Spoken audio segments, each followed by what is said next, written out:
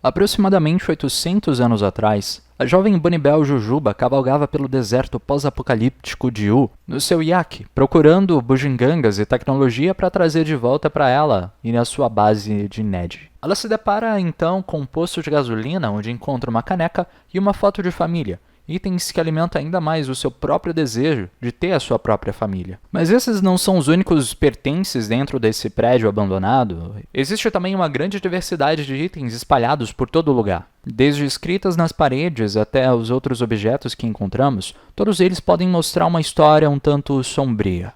Nesse vídeo, será analisado apenas o posto de gasolina do episódio Bonibel Jujuba, da 10ª temporada de Hora de Aventura.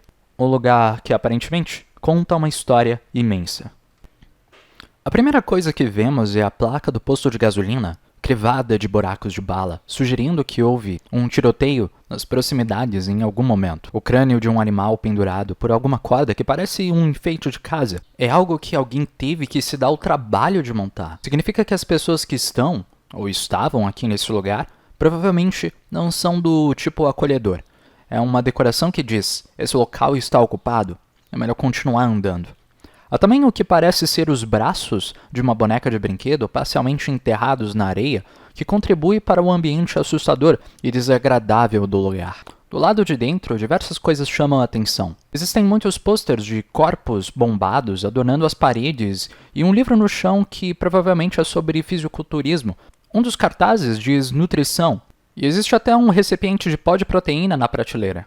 Ou seja, pelo menos alguém ali dentro era bastante fã de malhação e academia. Em um dos posters, existem as palavras "Nunca se esqueça" rabiscadas. Uma referência óbvia à Guerra dos Cogumelos, que provocou a perdição desse lugar. Uma das paredes diz abscestos, que significa amianto, que é um tipo de mineral usado na construção de algumas casas, especialmente de telhados aqui no Brasil. Talvez as pessoas ali tivessem tanta fome, que estavam tentando até mesmo comer as paredes. O colchão e as caixas eram usados para atirar dardos e às vezes com uma faca, provavelmente uma atividade realizada só para passar o tempo mesmo. Esse motor tem um pano embaixo dele, o que dá a ideia de que alguém estivesse trabalhando nele para consertar. Em cima tem mais um outro motor. A geladeira que bloqueia a entrada está fechada com uma fita adesiva e tem um símbolo de risco biológico desenhado, o que significa que foi usada para armazenar materiais perigosos ao invés de alimentos. A geladeira tem letras magnéticas soletrando fome em inglês, ou hungry, apesar do R ter caído, que significa que os moradores ficaram com fome juntamente das latas de comida vazia ali do lado. Ao lado da geladeira tem uma escrita dizendo "Volto logo", com a anotação de abraços e beijos. Abaixo dela, numa caligrafia distintamente diferente, estão as palavras "Por favor, volte".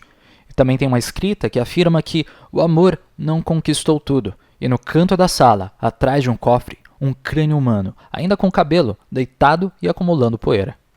Com tantos detalhes espalhados, é praticamente impossível não deixar a sua imaginação preencher as lacunas para tentar tecer uma história sobre o que é que aconteceu aqui nesse lugar.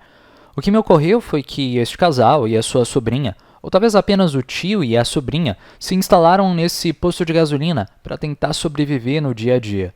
Eles trabalharam em motores, talvez tentando garantir um meio de transporte, ou só um gerador de energia. Talvez o tio fosse fã de fisiculturismo, ou talvez a jovem sonhasse se tornar grande e forte só para proteger a sua família. Com o tempo, os recursos alimentares começaram a se esgotar, e o tio teve que sair para procurar no deserto por mais alimentos e provisões para continuar sobrevivendo. O bilhete "Volto logo, abraços e beijos" foi deixado na parede para servir de lembrete reconfortante. A caneca foi deixada em um local de destaque no balcão pela menina, servindo como um lembrete de que o maior ou melhor tio do mundo iria voltar algum dia. Outros copos e tigelas estavam todos rachados e danificados, mas esse aqui ficou em bom estado. Talvez porque ele não estivesse sendo usado, ele simplesmente serviu como uma exibição para manter viva a esperança.